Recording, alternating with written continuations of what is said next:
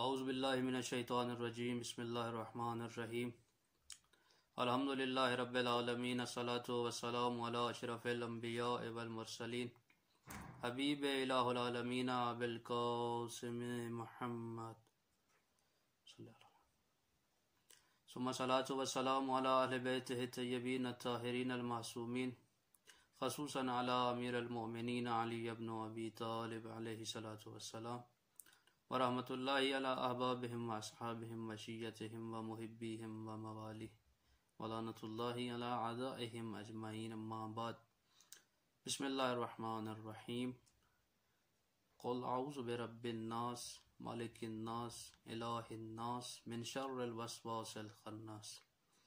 مومنین کرام، جیسا کہ کل آپ کی خدمت میں عرض کیا تھا کہ ماہ مبارک رمضان میں قرآن فہمی کے سلسلے میں قرآن مجید کا ترجمہ تفسیری کرنے کی کوشش کی جائے گی تاکہ قرآن کو سمجھنے میں مدد مل سکے اور ہم قرآن مجید کو بہتر سے بہتر سمجھ سکیں۔ تو کل سورہ ناس کے حوالے سے گفتگو کی تھی، اس کا شان نزول اور اس کا تھوڑا سا تعارف کرایا تھا فرامین اہل بیت علیہ السلام کی روشنی میں، اور اس کی پہلی آیت کا ترجمہ کرنے کی کوشش کی گئی تھی۔ ایک بات عرض کرتا چلوں کہ یہ جو سلسلہ ہے، یہاں ہم نے قرآن مجید کا ترجمہ تفسیری کرنا ہے، نہ کہ تفسیر خود، یعنی اس طرح سے ترجمہ کرنا ہے کہ ہم قرآن مجید کو سمجھ سکیں۔ کل جس آیہ مجیدہ کا ترجمہ کیا تھا وہ سورہ کی پہلی آیت تھی، جس میں ارشاد رب العزت ہوا قل اعوذ برب الناس، اے میرے رسول لوگوں سے کہہ دو کہ اس کی پناہ میں آ جاؤ جو رب ہے۔ لفظ رب سے پروردگار نے اپنا تعارف کرایا۔ دوسری آیت مالک الناس، کہ اس کے پاس آؤ، اس کی پناہ میں آؤ کہ جو مالک ہے لوگوں کا۔ گویا پہلی آیت میں اللہ نے لفظ رب اور دوسری آیت میں لفظ مالک استعمال کر کے انسانوں کو یہ بتانا چاہا کہ میں ہی اس کائنات کا مالک ہوں، میں ہی اس کائنات کا حاکم ہوں، یہ سلطنت، یہ حکومت، یہ بادشاہت یہ میری ہے، لہٰذا آپ لوگوں نے میری پناہ میں آ کر کے ان شیاطین سے اپنے آپ کو محفوظ رکھنا ہے۔ تیسری آیت میں پروردگار نے ارشاد فرمایا الہ الناس، اس کی پناہ میں آؤ کہ جو معبود حقیقی ہے۔ پہلے کہا رب، پھر فرمایا مالک، اب تیسری آیت میں ارشاد فرما رہا ہے اس کی پناہ میں آؤ کہ جو معبود حقیقی ہے، یعنی مالک بھی وہی ہے، رب بھی وہی ہے، اور معبود حقیقی بھی اسی کی ذات ہے۔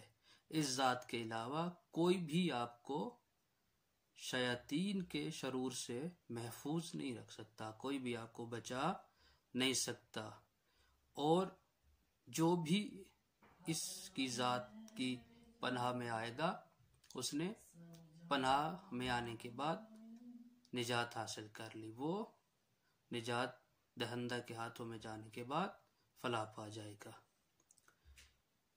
اسی لیے ایک اور مقام پر خود فرمایا ایاک نعبد و ایاک نستعین، یعنی معبود میں ہوں، عبادت فقط میری ہے، الہ میں ہوں، میرے علاوہ کوئی معبود حقیقی نہیں ہے، میرے علاوہ کسی کی عبادت نہیں ہے، لائق عبادت فقط اور فقط میری ذات ہے۔ یہ وسوسہ کب وجود میں آتا ہے؟ جب انسان کا دل یاد خدا سے غافل ہو جاتا ہے۔ یاد رکھیے گا، جب تک اپنے دل میں یاد خدا کو ہم زندہ رکھیں گے، وسوسے شیطانی سے ہم محفوظ رہیں گے، شیطانی وسوسے ہمارے قریب نہیں آئیں گے۔ یاد خدا ہمارے دل میں ہوگی تو پھر یہ چیزیں قریب نہیں آئیں گی، ہاں تب آئیں گی جب ہمارا دل یاد خدا سے خالی ہوگا۔ اور یہ مالک حقیقی ہے، معبود ہے، اور اپنے معبود کو ہمیشہ یاد رکھنا چاہیے، اپنے معبود کو فراموش نہیں کرنا چاہیے۔ 3 چیزیں اللہ نے ذکر کی ہیں پہلی 4 آیات میں۔ اللہ تعالیٰ نے 3 آیات میں کیا کہا؟ رب، مالک اور معبود، یعنی لفظ ناس سورہ میں 3 مرتبہ ذکر ہوا۔ پہلی مرتبہ رب کے ساتھ، دوسری مرتبہ مالک کے ساتھ، تیسری مرتبہ الہ کے ساتھ۔ گویا تینوں الگ الگ مقام پر انسان کے لیے پناہ گاہ کے طور پر ہیں۔ رب بھی ہے، معبود بھی ہے اور مالک بھی ہے۔ الوہیت کے عنوان سے پناہ گاہ ہے، ربوبیت کے عنوان سے پناہ گاہ ہے، مالکیت کے عنوان سے کیا ہے؟ پناہ گاہ ہے۔ اب وہ شر کیا ہے جس کے بارے میں اللہ تعالیٰ حبیب سے کہہ رہا ہے کہ رسول لوگوں سے کہہ دو کہ شر سے بچیں۔ وہ کیسا شر ہے؟ کس شر سے بچنے کے لیے اللہ کہہ رہا ہے؟ من شر الوسواس الخناس، وہ خناس کہ جو تمہارے دلوں میں وسوسے ڈالتا ہے۔ وسوسے ڈالنے والے خناس کے شر سے آپ محفوظ ہو جائیں، اپنے آپ کو بچا لیں، اپنے آپ کو خدا کی پناہ میں لے آؤ۔ اور یہ شیطان ہے کیسا؟ اس کے عجیب حربے ہیں، عجیب کوششیں ہیں۔ یہ دوستی کے لباس میں آتا ہے، یہ خیر خواہانہ لباس میں آتا ہے۔ یہ شیطان انسان کا دوست بن کے آ کے انسان کو گمراہ کرتا ہے۔ اور وسوسے کیسے ڈالتا ہے؟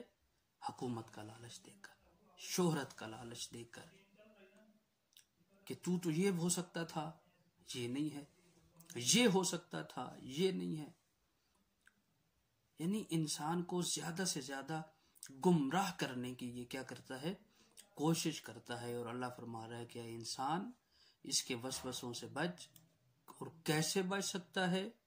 جب تو میری پناہ میں آ جائے گا تو اس کے وسوسوں سے بھی بچ جائے گا اور اس کے شرور سے بھی کیا ہے؟ تو محفوظ رہے گا۔ دعا ہے پروردگار عالم اس ماہ مبارک کے صدقے میں قرآن مجید پڑھنے، سمجھنے اور اس پر عمل کرنے کی توفیق کی عنایت فرمائے اور وسوسہ شیطانی سے بچنے کی توفیق کی عنایت فرمائے۔ السلام علیکم ورحمۃ اللہ وبرکاتہ۔